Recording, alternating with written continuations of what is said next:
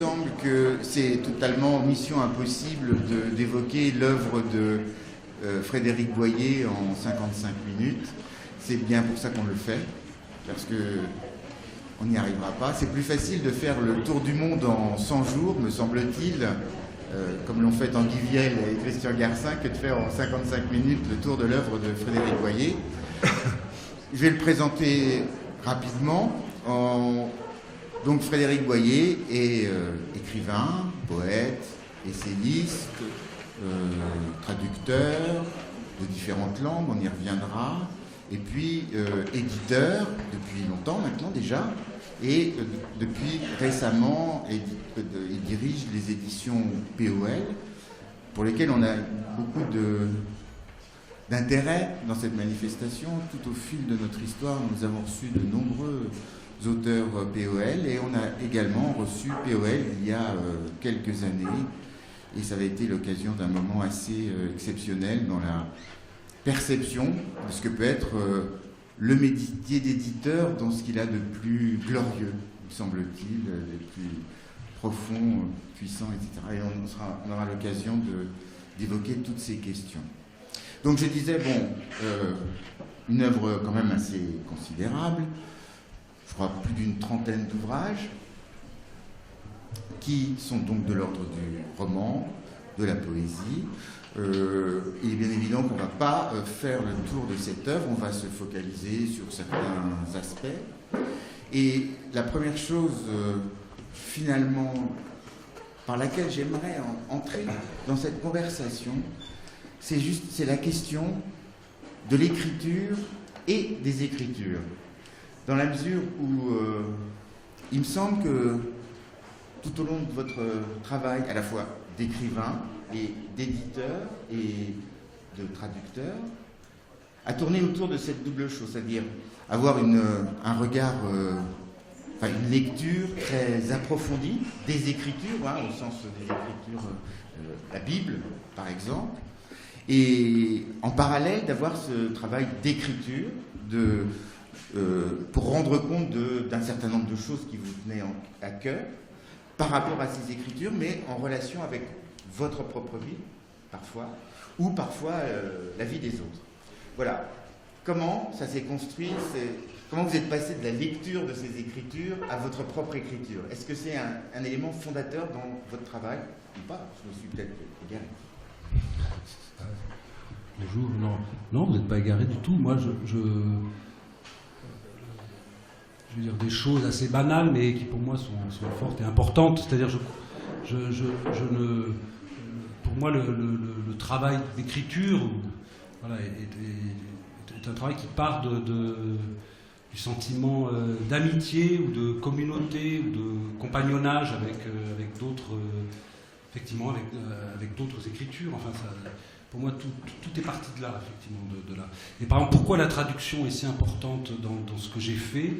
C'était pas du tout programmé, parce que je ne me considère pas vraiment comme traducteur, mais justement la traduction dans mon travail est l'image, finalement, de ce compagnonnage-là, avec les autres, avec l'autre, que l'on lit. Et donc la traduction, finalement, pour moi, c'est une forme d'amitié un peu conflictuelle, parce que des fois, on a envie de se battre un peu avec celui qu'on traduit. On a envie de l'accaparer, de le déstabiliser, de le transformer. Et puis de toute façon, le passage d'une langue à une autre, pour moi, est quelque chose de mystérieux. Et voilà. Donc effectivement, au cœur de mon travail, il y a cette espèce de relation d'amitié avec d'autres. Voilà. Et pour une raison aussi simple, je rebondis sur aussi ce que vous dites dans votre question, c'est-à-dire que pour moi, alors c'est quelque chose, je sais, c'est pas très, mais pour moi la littérature n'a de sens que si elle devient une forme d'action, une forme d'action sur soi-même, une forme d'action sur notre relation avec l'existence, avec les autres. Voilà, il y a une très belle phrase d'un philosophe que j'aime bien, qui est Emmanuel Levinas, qui disait on se reconnaît tous parce qu'on croit à l'action de la littérature sur les hommes. Voilà, c'est-à-dire que et finalement, moi j'essaye d'interroger ça. Pourquoi la lecture d'un texte ou l'écriture d'un texte, finalement, je ne fais pas tellement de différence entre ça, peut-être. peut agir sur moi-même, sur ma vie, quitte d'ailleurs à être très dérangeante. Hein, c'est pas du tout. Il y a des textes qui vous exacerbent, enfin des textes qui vous indignent, avec lesquels on ne sait pas s'expliquer. Voilà, mais voilà, donc effectivement, je me suis toujours situé au cœur de cette idée. Donc peut-être je ne suis pas écrivain, enfin, au sens où je conçois mal d'écrire sans lire et traduire les autres, m'interroger sur d'autres écritures, effectivement. Et puis après, effectivement, c'est un espèce de continuum aussi, voilà, une espèce de continuum dans lequel on s'inscrit, justement, on s'écrit, je sais pas, à travers plusieurs plans d'écriture, plusieurs formes, voilà, puisque je crois que un écrivain, c'est quelqu'un qui a l'inquiétude de la forme, voilà, je crois que sinon, c'est pas très intéressant. Alors, à l'origine, si je puis dire, vos premiers romans témoignaient déjà d'un intérêt pour l'autre. Je crois que vous avez eu une expérience d'enseignement dans des prisons. Oui. Donc, là, on n'est pas dans la lecture d'écriture, mais on est dans le fait de désirer faire exister des destins un peu, enfin des personnes, des destins un peu contrariés, enfin empêchés, retenus. Oui, alors parce que effectivement après ça c'est personnel, mais j'ai toujours été très ému et très intéressé, en tout cas dans la littérature, mais aussi au cinéma, par les œuvres, voilà, qui apportaient une attention particulière sur des existences soit invisibles, soit effectivement empêchées, puisque quand j'ai été enseignant, j'ai été enseignant pendant un certain temps, et on m'a proposé de donner des cours en prison, et on appelait ça la section des étudiants empêchés. Ah oui. Néologisme de l'administration, mais qui pour une fois était assez juste, effectivement, parce qu'effectivement, voilà, les existences étaient empêchées. Et voilà, c'est quelque chose qui me touche beaucoup. Et l'écriture vient un peu de ça, effectivement. En tout cas, au début, pour moi, voilà. Qu'est-ce qu'on peut raconter de ces vies empêchées, de ces existences qui sont un peu interdites ou invisibles, ou des vies qu'on a considérées comme des vies indignes. Voilà. C'est quelque chose qui, au début, a été pour moi très fondateur. Voilà. Plusieurs livres y ont été consacrés. Plusieurs livres ont été consacrés. Et une question que je me suis posée, ça m'a valu pas mal de débats et de critiques, mais voilà, sur la question de la compassion. Voilà, je me suis beaucoup intéressé à cette question-là. Qu'est-ce que ça signifie à un moment donné de compatir avec une existence autre? Voilà, pourquoi on compatit? Est-ce que c'est pas un peu ambigu? Est-ce que c'est pas ambivalent? Pourquoi? Voilà. Et qu'est-ce qui naît de ça? Quel travail naît de ce travail de la compassion? C'est ce qui m'a intéressé au début. Voilà, donc c'est ce qu'on retrouve. C'est la forme que vous avez choisie pour un roman qui vous a fait remarquer, on peut dire ça, un peu au début de votre carrière. C'est le seul. Qui s'appelle Des choses idiotes et douces. On peut en dire deux mots. C'est l'histoire d'un homme un prisonnier, qui va bientôt sortir de prison, et la perspective l'effraie. Et dans la prison dans laquelle il est, il bénéficie du concours, enfin du soutien comment on appelle ça, d'un accompagnateur, un animateur, un visiteur de prison, voilà. Et vous allez raconter dans ce roman justement la figure active d'une compassion qui va jusqu'à comment dire, ils vont faire qu'un quasiment à la fin. C'est presque ça, quoi. C'est-à-dire que cet homme qui était empêché par la force des choses entre les quatre murs de sa cellule envisage sa sortie comme une chose un peu épouvantable, effrayante. Il ne sait pas ce qui l'attend. Et l'accompagnateur là va se prendre d'intérêt pour lui, va essayer de lui comment dire, de l'aider, oui. De l'aider, voilà, de lui rendre la vie plus facile, mais face à une résistance absolue. Et il va aller jusqu'à faire le vide autour de lui, en quelque sorte, pour ne s'occuper plus que de ce pauvre homme qui est totalement démuni. J'ai été longtemps fasciné, bon maintenant aujourd'hui un peu moins, mais j'étais longtemps fasciné par la question de la passivité. Voilà. ces existences, voilà, la passivité comme force de résistance, on ne sait pas à quoi d'ailleurs, au fait même de vivre finalement, à la violence que c'est que de vivre et d'exister. Voilà. Et c'est vrai qu'en prison, j'ai enseigné 5-6 ans en prison, et en centrale, vous rencontrez des gens qui passent 15 ans, 20 ans en centrale, et on leur dit maintenant vous sortez. Et j'ai vu plusieurs fois, 3 fois exactement, j'ai vu des hommes paniquer à l'idée de retrouver l'air libre. Voilà, c'est tout.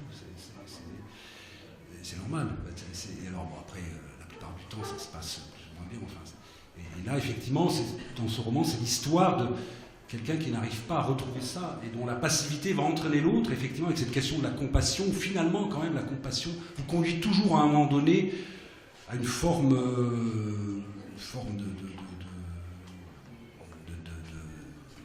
c'est un mot un peu fort, mais de désastre, quoi. Parce que dans le livre, ça se finit quand même assez mal, puisque le pauvre prisonnier qui sort va commettre un crime en sortant après. Voilà. Donc c'est ces questions-là, effectivement, qui m'intéressaient beaucoup à l'époque. Voilà. Heureusement, je suis un peu sorti.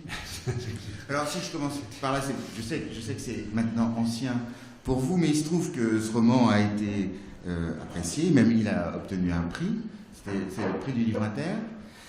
Et il se trouve qu'il y a quelques mois de cela, alors que vous dirigez la maison POL désormais, Emmanuel Bayamaktam a obtenu le prix du livre inter pour son dernier ouvrage qui s'appelle Arcadie, ce qui fait que vous êtes au monde, dans l'univers, la seule personne qui a obtenu 2 fois le prix du livre inter, une fois comme auteur et une fois comme éditeur. C'est bien. Ça suscite un peu de fierté chez vous, j'imagine. Oh, fierté, non, mais alors, parce qu'on est dans le sentiment. Non, pour moi, c'était quelque chose de très touchant, puisqu'effectivement, voilà, c'était se dire, je reprends les rênes de cette maison. Bon, c'était quelque chose. Hein, voilà, 1 an après, on a ce prix, et c'est pas n'importe quel prix pour moi. Voilà, et c'est le seul prix que j'ai eu. D'ailleurs, j'en ai eu d'autres, mais c'était moins important. Donc c'est le seul vrai prix que j'ai eu. Et donc je me suis dit, c'est un signe. Voilà, je me suis dit, c'est un signe que fait Paul Tchaikovsky pour me dire, il faut quand même tenir le coup. Voilà, donc, Alors, pour rester encore quelques instants sur ce livre-là, et pour reprendre la première question que je vous ai posée sur votre rapport aux écritures, vous avez parlé de compassion, par exemple.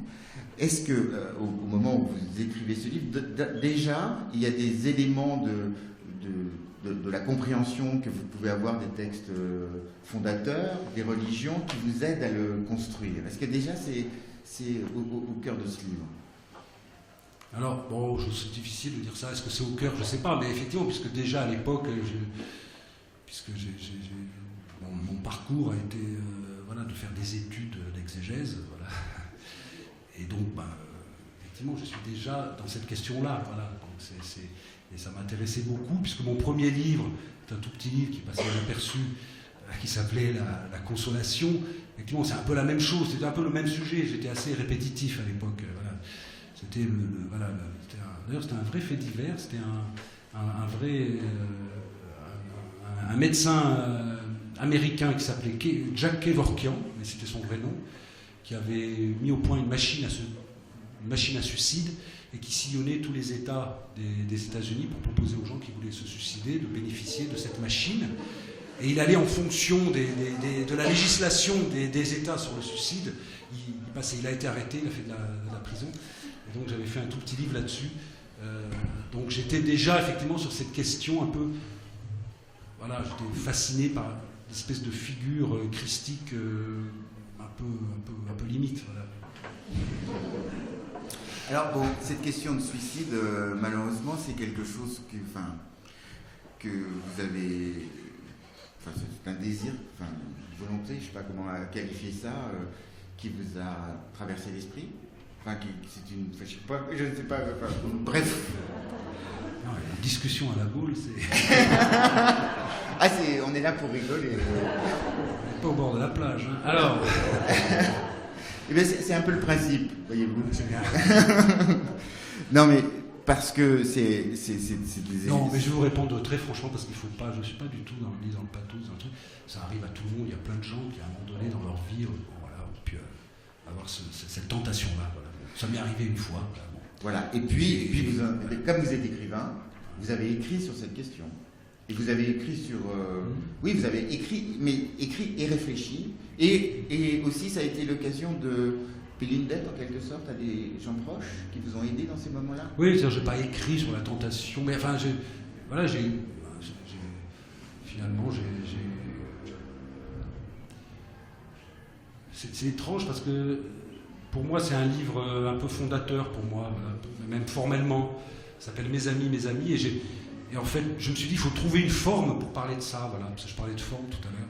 Voilà, il faut trouver une forme. Alors j'ai voulu écrire une espèce de ballade.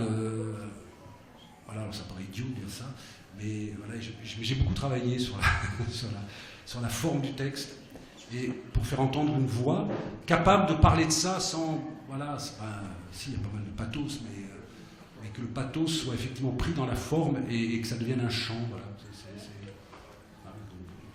Est-ce que vous voulez bien lire ça? Je veux lire, mais vous avez tous pleuré. On rit par ailleurs. Je dis ça pour me...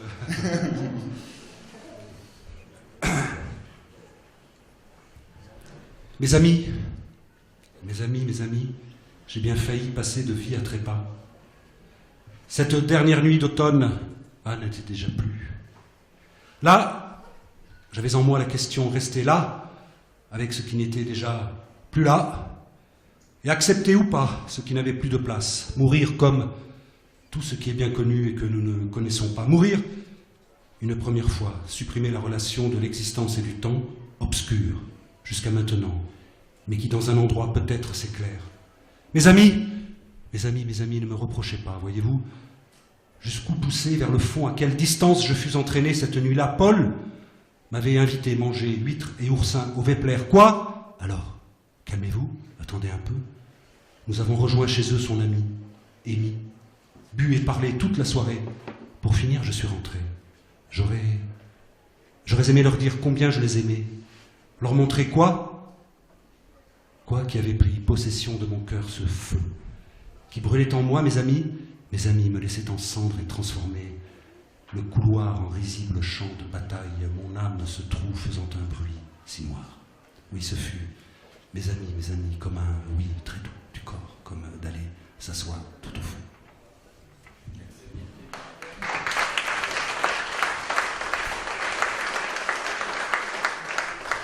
Il me semble qu'à partir de là, on peut évoluer vers la question de la traduction. Vous avez dit quelque part, je ne saurais plus vous dire où, mais vous dites, j'ai retraduit mon malheur en traduisant les textes de Job, de Saint-Paul, de Shakespeare. Moi, j'ajouterais de Virgile aussi, parce que malheureusement, d'autres malheurs vous ont frappé et je ne sais pas si on peut en parler, enfin en tout cas... On en a pour la nuit. C'est difficile de ne pas... Non, mais alors, la traduction, effectivement, c'est dans un livre qui s'appelle Là où le cœur attend, c'est un livre assez récent, voilà, c'est un essai sur... Pas sur quoi d'ailleurs, mais où on parle pas mal de traduction, parce qu'effectivement, dans la difficulté, mais tout ça, sans parler de malheur dramatique, mais la traduction dans mon travail a toujours été un moment, d'abord parce que c'est très, très utile d'avoir un livre à traduire. Si vous voulez le matin, vous êtes fatigué, vous ne savez pas quoi faire, vous dites, oulala, le roman en cours, j'y arrive pas, le poème, machin, j'y arrive pas, aller travailler chez POL, ça m'emmerde. Donc, vous restez chez vous et vous n'avez rien à faire. Quand vous avez un chantier de traduction à mener, vous êtes convoqué. Finalement, je ne dis pas que c'est facile, mais voilà, vous devez faire quelques pages, quelques lignes, et ça vous tient dans la vie. Voilà. Et moi, voilà, ça m'a toujours aidé comme ça, la traduction. Et pour aller plus loin, effectivement, c'est ce que j'essaye d'expliquer dans ce livre, c'est-à-dire que là, quand vous traduisez, il y a quelque chose de très émouvant dans la traduction, c'est que vous devez faire passer dans votre propre rapport à la langue, à l'écriture, dans votre propre rapport à votre propre langue, qui n'est pas forcément évident toujours, vous devez faire passer ce que vous comprenez, ce que vous essayez d'entendre de l'autre. Voilà. Et c'est quelque chose à la fois de très difficile, de très émouvant, de très passionnant. Et bien sûr que tout ce que vous avez pu avoir comme difficulté, mais aussi comme joie, on n'est pas obligé de parler que des malheurs, mais comme tout ce que vous avez éprouvé, tout ce qui vous émeut, tout ce qui vous fait vivre, eh bien, ça passe aussi dans ce travail-là de la traduction. Voilà. Donc, voilà, vous traduisez Shakespeare et vous essayez effectivement de... Voilà, vous ne pouvez pas traduire sans que tout ça se passe. Voilà. Alors, je sais qu'il y a des traducteurs qui font semblant de ne pas le savoir, mais ils ont tort. Alors, justement, vous parlez de Shakespeare. Pourquoi avoir choisi, justement, au moment où vous l'avez fait, de traduire Shakespeare et ses sonnets? Ça va vous décevoir, c'est une commande. Hein. Non, parce qu'on m'a proposé de traduire Richard II, qui a été monté au théâtre, et après on m'a dit, tu sais, on aimerait bien mettre des sonnets dans la pièce, parce que ça se fait beaucoup maintenant, les metteurs en scène, ils prennent un texte et ça leur suffit jamais, ils veulent toujours d'autres textes. C'est un truc bizarre en ce moment. Et donc là, c'était, voilà, on fait Richard II, mais il faut aussi faire entendre les sonnets. Bon, alors, j'ai dû retraduire les sonnets. Ça me plaît beaucoup, parce que c'était... c'est un acte très... Enfin, comment dire, c'est très, très difficile de se traduire les sonnets. Voilà, ça a été... Donc, pour moi, là, c'était un vrai pari. Donc, j'ai dit, bon, ok, je vais essayer de traduire les sonnets. Et j'ai essayé de les traduire dans une langue la plus... voilà, comment dire ça, la plus radicale et la plus simple possible, contrairement à tout ce qu'on raconte sur les sonnets de Shakespeare qui sont soi-disant illisibles. C'est faux, soi-disant incompréhensible, c'est entièrement faux. Je pense qu'au contraire, ils sont extrêmement clairs. Voilà. Et donc j'ai essayé de rendre ça comme ça. Je me suis fait engueuler évidemment par tous les autres traducteurs. Et c'est voilà. Et après, effectivement, alors là, les sonnets de Shakespeare, voilà, et j'ai découvert, parce que je les avais lus, mais finalement, comme on lit des livres, traduire, c'est une façon de lire exceptionnelle, effectivement, où tout d'un coup on se focalise sur des choses à la lecture comme ça, on ne fait pas. Voilà. Donc tout d'un coup, on a l'objectivité du texte, sa matérialité, le corps même du texte avec lequel il faut vous affronter. Quoi. C'est ça qui est intéressant. Alors je vais lire un sonnet pour Bernard, d'ailleurs. C'est lui qui m'a demandé. C'est pas exactement ça. Non, c'est oui, c'est pour votre mère. En fait, il se trouve que bon, moi, l'expérience que j'ai vécue en lisant les traductions de Frédéric Boyer, c'est que les textes, c'est pas une expérience qu'on a tout le temps quand on lit des traductions, mais absolument tous les textes que j'ai pu lire ont trouvé un écho en moi, une familiarité. J'ai eu le sentiment que certains des textes, qu'ils soient de Virgile, de Shakespeare ou même du Kama Sutra, m'étaient totalement destinés, étaient écrits dans ma langue, enfin dans une langue d'aujourd'hui. Voilà, ils me parlaient comme s'ils avaient été écrits ce matin. Et il se trouve qu'il y a un sonnet qui m'a particulièrement parlé. Voilà, donc c'est celui-là, c'est le 3e sonnet. Regarde dans ton miroir, dis à ce visage, oui, maintenant, il doit créer son double. Cette fraîcheur, si tu ne la renouvelles pas, tu trompes le monde, tu frustres une mère. Où est la belle dont le ventre sans semence refuserait d'être labouré par toi? Qui est l'homme assez fou de lui-même pour être sa propre tombe sans postérité? Tu es le miroir de ta mère, et elle en toi rappelle sa jeunesse, son printemps d'amour, et derrière les fenêtres de ton grand âge, malgré les rides, tu verras ton âge d'or. Mais si tu vis pour ne laisser aucun souvenir, meurs, seul, ton image meurt avec toi. Voilà, on ne peut pas dire que ce soit trop... Oui. Je veux dire, pour aller dans votre sens, c'est un texte qui n'a pas de complexité particulière. Enfin... Non, mais c'est ma théorie sur les sonnets de Shakespeare. Voilà, mais oui, c'est pour ça, ouais. Il y en a un autre que vous souhaitez lire? Non, mais je ne retrouve pas. Mais si, on va en lire un autre.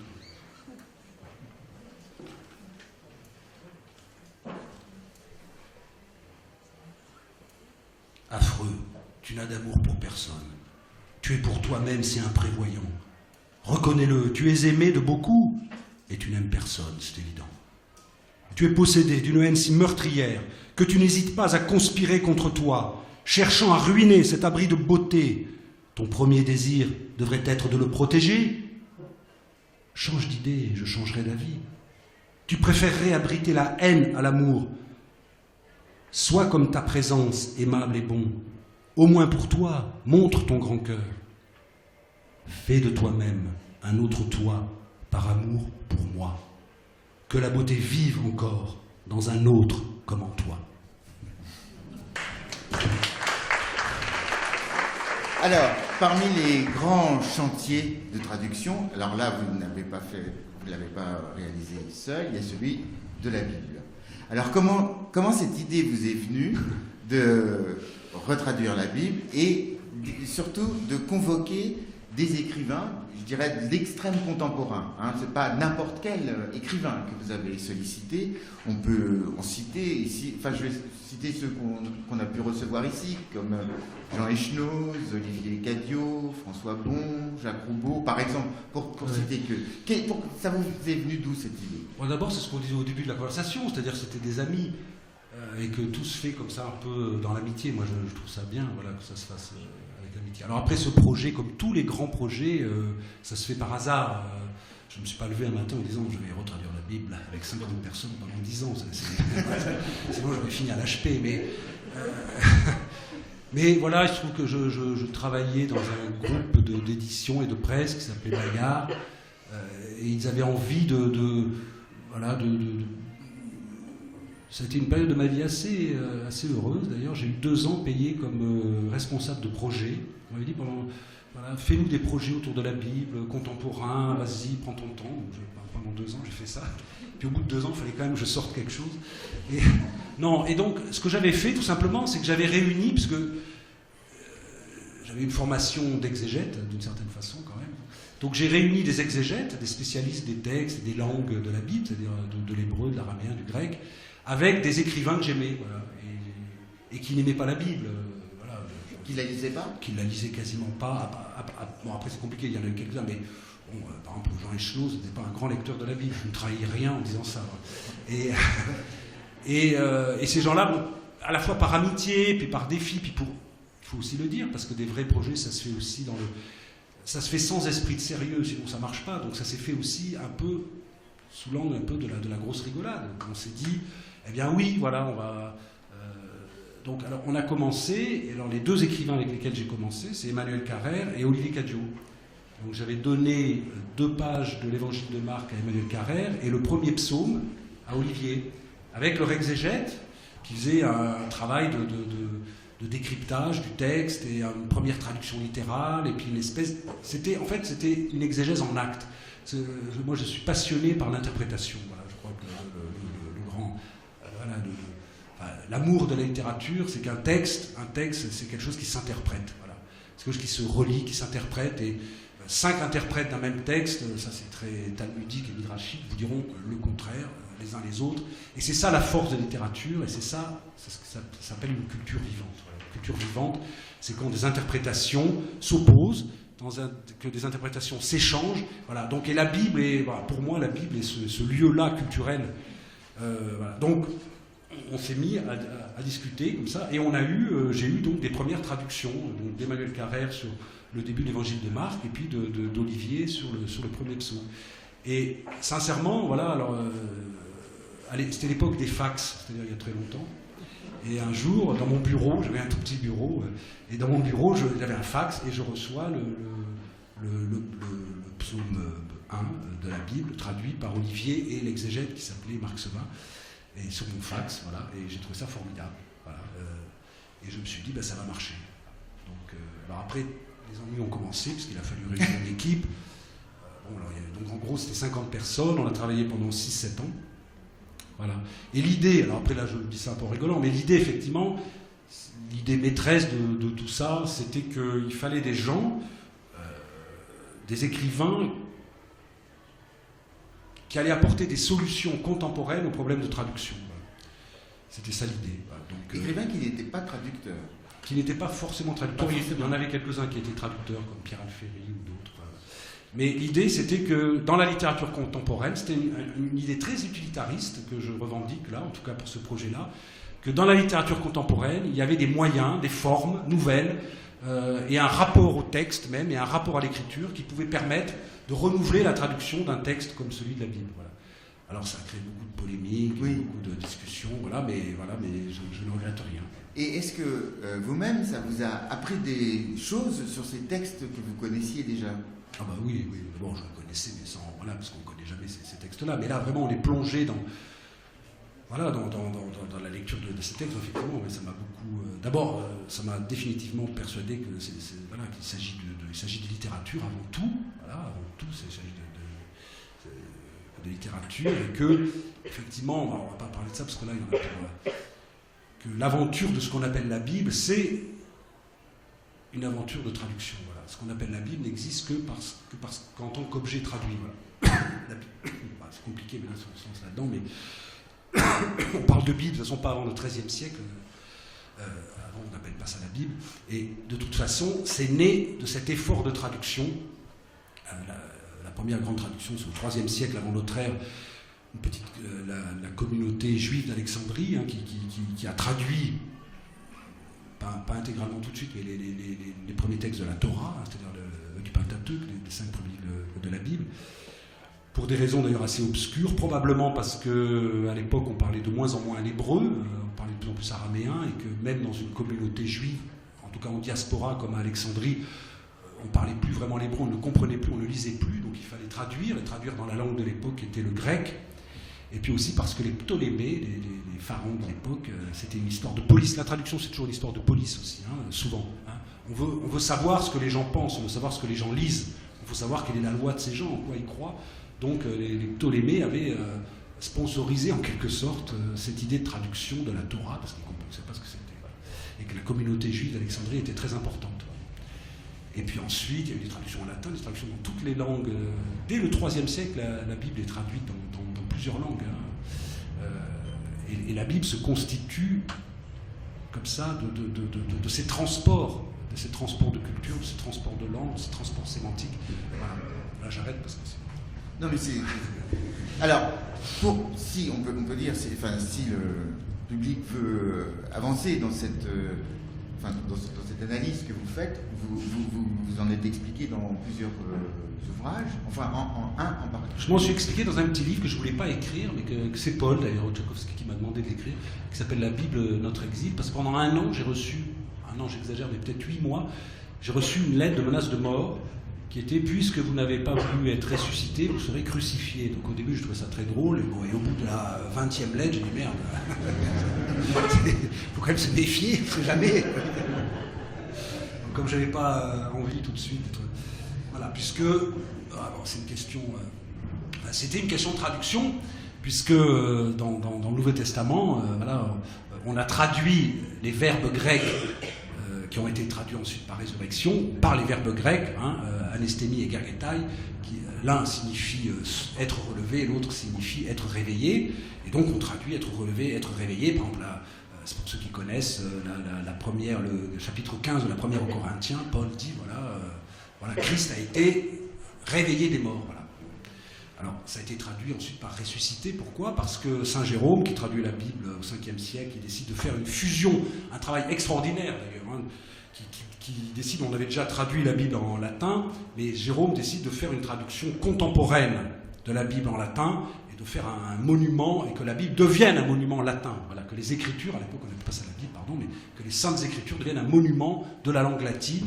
Et Jérôme s'attelle à ce projet, et donc il va faire des choix très radicaux. Et par exemple, les 2 verbes grecs, il dit on s'en fout, on traduit par un seul verbe latin, ça va être résurrexit, qui translittéré en français devient résurrection. Donc, alors le pauvre gars qui avait dû lire notre traduction a dit mais où est la résurrection ? Elle a disparu, donc on va crucifier Boyer. Voilà. Bon, alors c'était un peu dur. Voilà. Donc je me suis expliqué dans ce petit livre où justement j'explique d'abord cette chose, là je rigole, mais très forte, que le rapport à la langue est un rapport charnel, est un rapport archaïque aussi. Et moi je ne sous-estime pas ça, c'est-à-dire cette personne s'est sentie trahie jusque dans sa chair du fait de ne pas retrouver le mot résurrection. Voilà. Donc ça je le comprends. Bon, après, de là à vouloir crucifier les gens, il n'y a un pas. Mais donc effectivement c'est cette histoire de la traduction qui est un déport, qui est un transport comme ça d'une langue à une autre, et qui toujours crée des frustrations, crée des vertiges, crée aussi des inventions, précipite quelque chose. Voilà. Quand vous traduisez, voilà, il ne faut pas croire il n'y a aucune pureté dans la traduction, aucune. Au contraire, vous rajoutez des choses, vous provoquez des vertiges, vous ressusciter de l'interprétation, et donc effectivement ça crée des problèmes et des questions, bien sûr. Alors c'est quelque chose qu'on retrouve bien sûr à l'œuvre dans le livre, dans la traduction la plus récente qui est parue de vous, c'est-à-dire que vous avez retraduit les Géorgiques de Virgile en leur donnant un nouveau titre qui est le souci de la terre. En commençant par le titre, pourquoi avoir... Alors parce que ça m'amuse, parce que tout le monde gueule à chaque fois que je change de titre. et je vois pourquoi on ne traduirait pas les titres, franchement. Donc, j'avais commencé avec les confessions, j'ai traduit par les aveux, qui me paraît être la bonne traduction. Confession, c'est une translittération du latin, confessio. Le rite de la confession apparaît dans l'Église chrétienne au XIIe siècle, pas avant. Donc pour Augustin, ou à la fin du IVe siècle, la confession n'existe pas comme rite. Et surtout, voilà, pour Augustin, c'était très important, voilà, d'appeler son œuvre par ce titre, hein, les aveux. Quand vous traduisez Cicéron ou Sénèque, vous tombez sur confessio, vous ne dites pas je confesse, hein, vous dites j'avoue, voilà, parce que ça fait partie du langage juridique de l'époque, et c'est très important. Et voilà, et je trouvais plus fort aujourd'hui, voilà, quand vous traduisez, alors là on ne voit pas, mais si vous lisez la traduction que j'ai faite, effectivement, voilà, c'est Augustin, le narrateur devant Dieu, dit voilà, j'avoue ma foi, j'avoue mon mal, j'avoue mes péchés, voilà. Et c'était ça l'enjeu du texte d'Augustin, vraiment, c'est un enjeu très fort. Voilà. Alors, confession est un très beau mot, c'est un très beau titre, mais aujourd'hui, l'idée à chaque fois, en traduisant, est de réveiller quelque chose. Alors le souci de la terre, alors évidemment là on est devant une assemblée de lettrés, donc, mais demandez autour de vous qui sait ce que ça veut dire que géorgique. Franchement, voilà. Donc d'abord il y a ce souci-là, exactement. Bon, effectivement c'est un mot, là aussi c'est une question de translittération. Je m'intéresse de plus en plus à cette question dans les langues de la translittération. C'est les langues qui passent d'une langue à une autre, finalement juste en translittérant, donc en prenant les lettres et en les changeant. Là. Donc, géorgique, c'est un mot grec, georgikos, qui devient en latin georgikon, et translittéré en français, ça devient géorgique. C'est créé d'un mot grec, gé, qui veut dire la terre-mère, et ergon, en grec, qui signifie travail, œuvre, souci, attention, même parfois amour. Enfin. Voilà, donc j'ai traduit le souci de la terre, qui est fait une traduction du mot. On peut traduire le travail de la terre si on veut, mais j'ai préféré souci pour des raisons... D'allitération sont personnelles. Ah non, pardon. Non, de l'itération peut-être, mais parce que dans ce livre de Virgile, donc, il y a un mot latin qui revient tout le temps, qui est le mot koura, qui traduit parfois ergon en grec, qui est un mot aussi très important en latin, qui signifie travail, mais qui signifie aussi amour, attention, souci, peine, aussi chagrin, voilà. Et le sujet de ce livre est véritablement le souci de la terre dans toute sa signification, c'est-à-dire l'attention que l'on doit à la terre, le travail que l'on doit à la terre, et aussi le souci comme peine, comme chagrin, voilà, que la terre parfois, dans sa relation au vivant, nous procure. Voilà. Alors, dans la préface que vous avez écrite à ce recueil, enfin ce livre, vous évoquez les drames qui ont été les vôtres au moment où vous traduisiez, et vous expliquez que vous en êtes passé par énormément de versions, je crois, je ne sais plus 4 ou 5, oui, avant de trouver la langue. Est-ce que c'est la langue? Est-ce que c'est le rythme? Est-ce que c'est le... Oui, c'est tout, c'est le rythme, c'est la forme. C'est très compliqué parce que donc vous avez un vers latin qui est l'hexamètre dactylique, qui est une copie inspirée de l'hexamètre grec. Bon, alors, et d'ailleurs, ça a toujours été, alors pour le coup, le souci des traducteurs. Hein. Alors, on a essayé le décasyllabe en français, on a essayé après l'alexandrin. La plupart des traductions érudites, par exemple, sont en prose. Du coup, on a abandonné l'idée qu'il y avait un problème métrique. Bon, c'est quand même un peu, voilà. Et donc, je ne savais pas comment faire, parce qu'on peut pas véritablement, alors pour le coup, translittérer l'hexamètre dactylique.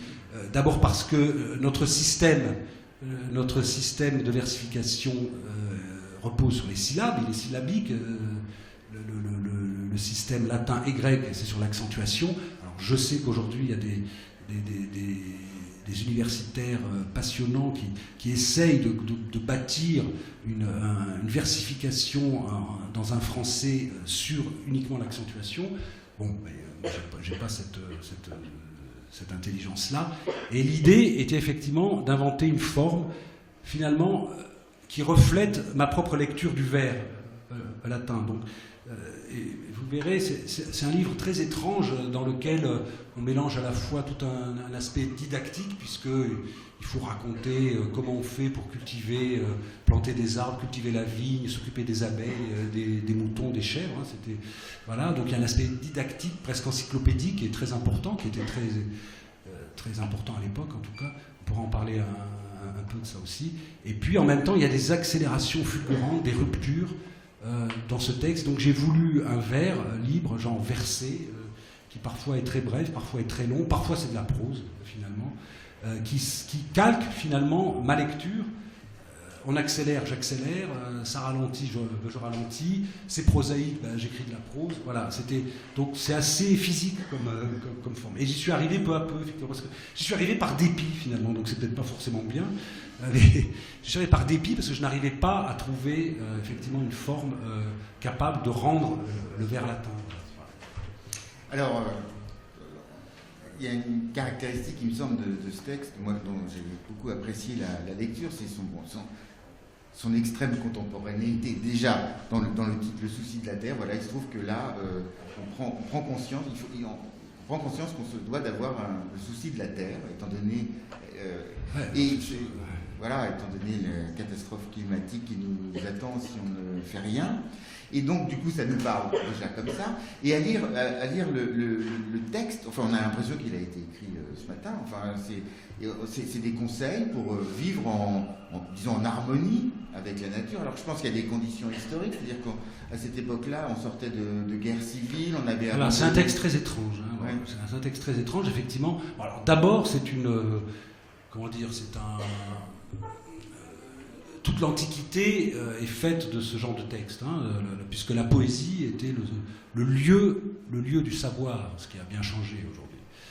C'est comme si Macron m'avait demandé d'écrire un texte sur la crise des Gilets jaunes, par exemple. Virgile, c'est ça, c'est-à-dire que Octave, qui va devenir Auguste, qui va devenir le premier empereur de l'Empire romain, demande par l'intermédiaire de Mécène, celui qui va donner son nom au mécénat, de demander à un des plus grands poètes de l'époque d'écrire un livre pour remobiliser tout le monde sur la reconstruction du pays, pour le dire très vite. Voilà. Donc, mais parce qu'à l'époque, effectivement, la poésie est le lieu politique et du savoir, et de l'action, et de... Voilà, c'est assez intéressant. Et avec tout ce que ça suppose, d'ailleurs, et d'ailleurs le pauvre Virgile, il a été un peu... ça a été compliqué pour lui, avec tout ce que ça suppose de compromission avec le pouvoir, et de...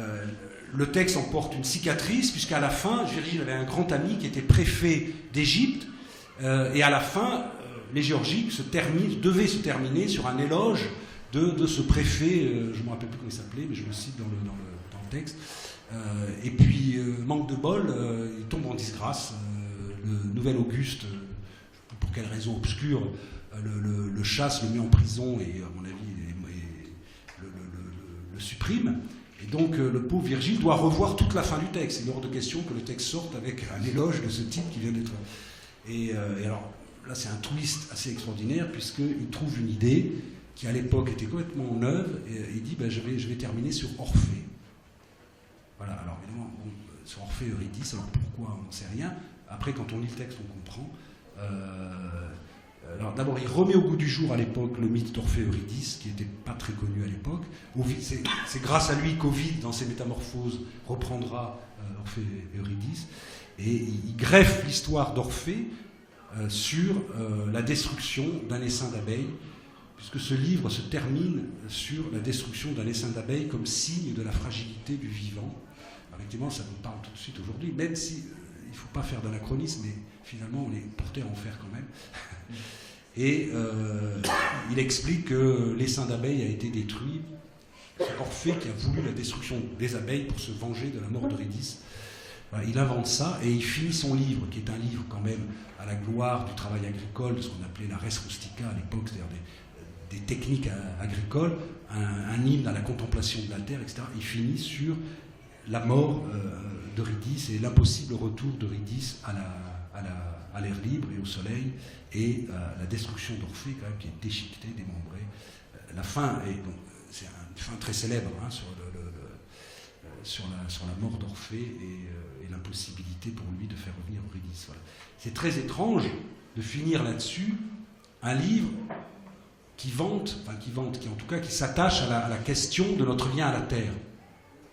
Et tout ce livre, alors c'est pour ça que ça m'a beaucoup interrogé, alors peut-être c'est moi mais je ne crois pas. Je crois qu'au contraire, ma situation personnelle m'a rendu sensible à cette question qui est vraiment la question de ce livre, c'est qu'il n'y a pas d'autre lieu que la Terre. Et il y a un vers très célèbre, nec morti esse locum, il n'y a pas de lieu, alors si vous traduisez le datif au sens strict, c'est il n'y a pas de lieu pour la mort, il n'y a pas de lieu dans la mort, il n'y a pas de lieu de la mort. Voilà. Et c'est le leitmotiv de ce texte, contemplez la nature, occupez-vous de la terre, parce que l'outre-terre, le royaume des morts, pourtant tellement important dans toute l'Antiquité, et dont il n'arrête pas de parler dans le livre aussi, n'existe pas. Voilà. Et il finit sur cette idée d'une impossibilité de faire cet aller-retour entre la terre et la non-terre, et il prend cet exemple d'Eurydice qu'il est allé chercher chez Hésiode, qui était quasiment oublié à l'époque. Donc c'est très intéressant, voilà, pour dire non, on ne peut pas retourner, on ne peut pas revenir à la terre, on ne peut pas revenir sur la terre. Voilà. Et il termine sur ce drame d'Orphée. Voilà. Donc tout le texte se tient comme ça.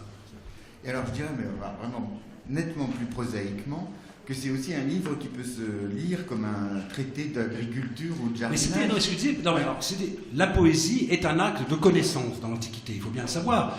On lisait Hésiode, on lisait Lucrèce, on lit Virgile, voilà, pour connaître. Alors, il y a des choses assez comiques aujourd'hui, parce que si vous prenez ça pour cultiver votre jardin, vous allez avoir quand même quelques problèmes, parce que par exemple, il y a un passage magnifique sur les greffes d'arbres. Ah ben j'y pensais, j'allais en parler. On peut tout greffer d'après Virgile. Oui. Vous prenez le chêne, le pommier, vous mettez ça, et ça vous donne... Bon, c'est très étrange. Hein, voilà. Oui, mais c'est euphorique. Mais c'est euphorique, mais à l'époque, effectivement... Donc, alors, après, c'est aussi la question de la littérature de l'Antiquité, qui était une littérature de l'emprunt, nous on dirait du plagiat, de l'emprunt, de la recollection, et là-dedans vous avez Lucrèce, Hésiode, Scarron, j'en passe et des meilleurs, qui tous avaient déjà écrit sur cette question de la chose agricole, et lui a tout repris, synthétisé. Il va très vite, des fois il est beaucoup moins studieux que les autres quand même.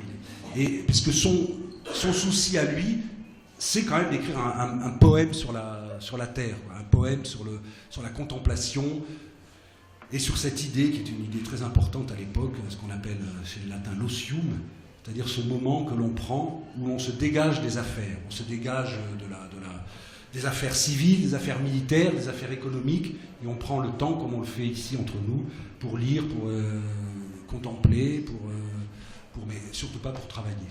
Pour jardiner. Voilà, et pour jardiner un peu, voilà, c'est ce qu'il dit. Très bien, alors je l'avais dit, on va, pour terminer cet entretien, évoquer la maison d'édition maintenant que vous dirigez, qui s'appelle POL.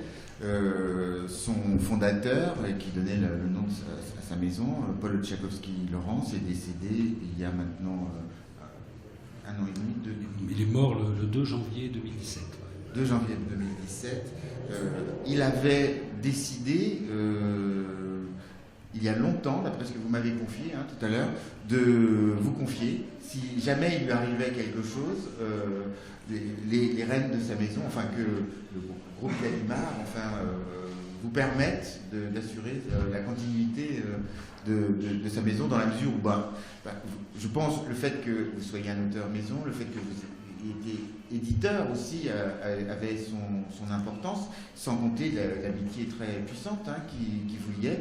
Et donc, vous voilà, en plus à une période difficile de votre vie, chargé de cette maison d'édition. Comment vous prenez cet héritage? Bon, effectivement, c'est une histoire un peu dingue. Mais effectivement, c'est une promesse. C'est une promesse, mais enfin bon, c'est le genre de choses. Lui, ça le rassurait de savoir que quelqu'un pouvait... Voilà, donc c'est une promesse qu'on fait parce qu'on ne va pas lui dire non, je m'en fous. Donc effectivement, on dit bah oui. Donc c'est une promesse qui est faite il y a une quinzaine d'années, peu importe. Et on en parlait de temps en temps, mais plutôt en rigolant d'ailleurs, puisqu'on était nombreux dans la maison à penser que Paul finirait comme Bourguiba, là, sur un fauteuil. C'est pas ce qui s'est passé. Et donc, effectivement, quand c'est arrivé, s'est posé cette question, donc j'ai accepté, voilà. Moi, mon seul souci, pour le coup, c'est que cette maison continue, telle que lui l'avait imaginée, telle que lui l'avait fait grandir. Voilà, c'est une maison qui a une énergie formidable. Qui compte des auteurs. Qui est une maison, comme il disait lui-même, aberrante. Oui. Voilà, la première question n'est pas de savoir si les livres vont gagner de l'argent. En fait, la première question est de savoir si, voilà, si ces livres-là nous intéressent et si ces livres-là, il y a une urgence à les publier, quoi. Voilà. Donc c'est ce que j'essaye de poursuivre. On verra comment ça se passe. Pour l'instant, ça va plutôt pas mal. Donc de nombreux auteurs que Paul publiait régulièrement, hein, puisqu'il était très attaché, je crois, à l'idée de suivre les auteurs. Voilà, c'est quelque chose, alors évidemment, moi je le savais en tant qu'auteur, et maintenant je passe de l'autre côté du miroir, donc c'est très étrange, mais en même temps c'est assez beau. Mais effectivement, je crois franchement qu'aujourd'hui, il avait cette idée que d'autres éditeurs ont, hein, je ne veux pas mais c'est très important, je pense, aujourd'hui dans l'édition, de rappeler cette question de la fidélité à un travail qui se fait. Ça ne veut pas dire que vous ne pouvez pas refuser à un moment donné un livre, ou que vous pouvez dire, ben là, ça ne va plus, mais l'idée fondatrice, c'est d'accompagner un travail qui est en train de se faire, et que ça ne s'arrête pas à un seul livre, c'est sur la durée. Il y a des livres parfois qui peuvent surprendre, ou qui peuvent décevoir même, il faut avoir le courage, mais on va quand même les publier, parce qu'on sait qu'il y a quelque chose qui est en train de se faire, et qu'une œuvre d'écriture, c'est sur la durée, c'est sur la multiplicité, c'est sur des tentatives aussi, on essaie des choses, ça marche pas, et je crois que c'était ça qui l'excitait le plus, ça et découvrir des auteurs. Hein. Il était très excité quand il partait avec tous ses manuscrits dans sa maison de campagne, et qu'il revenait en disant « j'en ai trouvé un formidable ». Donc il avait ce côté très toujours passionné par la découverte et en même temps effectivement par l'accompagnement sur la durée d'une écriture. Voilà. Et effectivement, c'est très important. Et de toute façon, et au final, c'est ça qui paye en fait. Voilà. C'est ça qui est important. Alors donc vous devez assumer tout ça, enfin tous ces auteurs qui sont déjà dans la maison. Enfin, pas facile. Il y en a beaucoup. Et donc, 250. Pardon ? Il y en a 250. 250 qui régulièrement... Enfin, je ne les connaissais pas tous. Hein.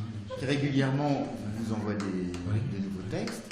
Mais bon, il y a vous aussi, votre propre personnalité, vos propres connaissances, peut-être même amitié, je ne sais pas, qui font que vous allez aussi accueillir de nouveaux auteurs. Vous ne pouvez pas laisser une situation figée telle qu'elle est. Il faut aussi que ça s'enrichisse. Il faut que vous repreniez cette idée que vous ayez du plaisir aussi à en découvrir de nouveau. Oui.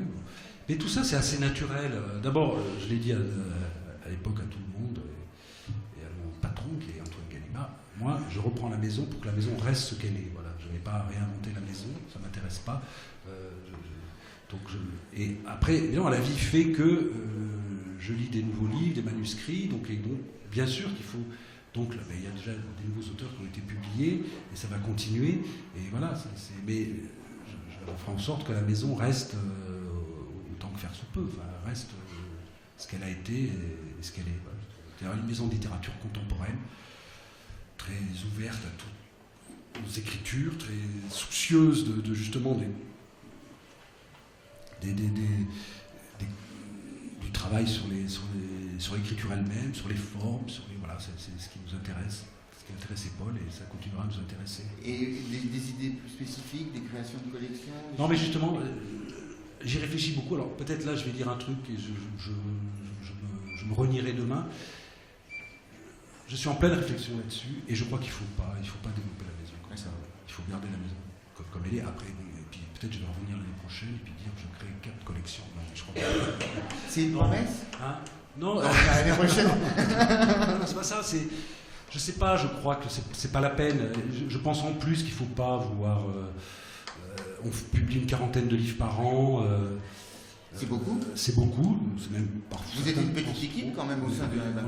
On est une petite équipe, oui, voilà. Donc, non, mais ça sert à rien. Je crois que cette maison, elle existe comme ça. Et je sais pas. Mais voilà, je suis en pleine réflexion. Hein, ça fait 1 an et demi.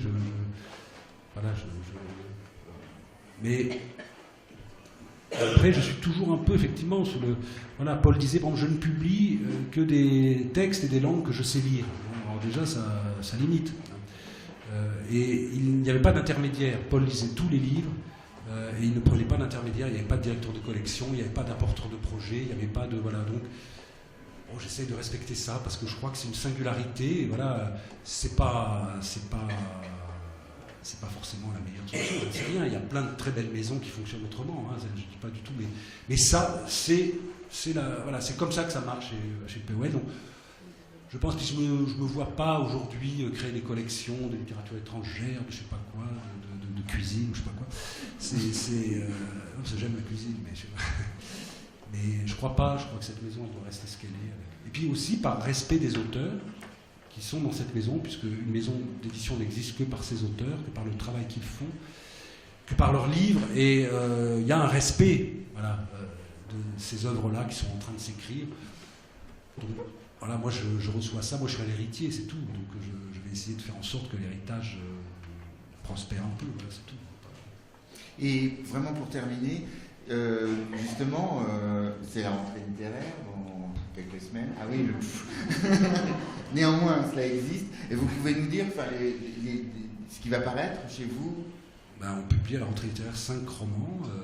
Le nouveau roman de Marie Dariussec, La mer à l'envers, qui est un très très beau livre sur le destin d'une femme assez ordinaire qui croise un migrant par hasard. Voilà, c'est un très beau livre où l'intérêt n'est pas tant l'histoire du migrant que justement le destin de cette femme, voilà, qui est complètement bouleversée. Et, voilà, celui qui change la vie de l'autre n'est pas toujours celui qu'on croit. Voilà, c'est un très joli livre. Et puis un roman de Santiago Amigorena, Le ghetto intérieur, qui est une sorte de lecture de la Shoah, mais par un émigré argentin qui apprend de très loin par sa mère, qui est restée à Varsovie, que le ghetto de Varsovie se construit et elle finira à Treblinka. Et c'est un récit très étrange sur le rapport de l'exil à tout d'un coup la révélation de l'horreur et de l'impossible. Enfin. Et puis le nouveau roman de Christine Montalbetti, mon ancêtre Poisson, qui était son arrière-arrière-grand-père, qui était botaniste au Jardin des Plantes de Paris pendant la Commune de Paris, pendant le siège de 70, c'est-à-dire qu'il a mangé, lui, des girafes et des éléphants pendant le siège de Paris. Il raconte ça. Et puis le nouveau roman de Joël Baquet, L'Arbre d'obéissance, qui est une sorte de biographie très burlesque de Simeon le Stylite. Je pense que vous connaissez tous Simeon le Stylite, qui est un moine syrien du IVe siècle, qui a décidé, pour aller plus loin dans la l'ascèse, de se jucher sur une colonne, d'où on l'appelle le stylite, et de rester là toute sa vie et de finir à pourrir sur la colonne. Un livre passionnant. Et puis et un premier roman d'un jeune auteur de 24 ans qui s'appelle Théo Cacciani, qui s'appelle Rétine. Voilà, c'est un roman assez surprenant, l'écriture assez surprenante. Eh bien, merci. Et puis rendez-vous dans les librairies.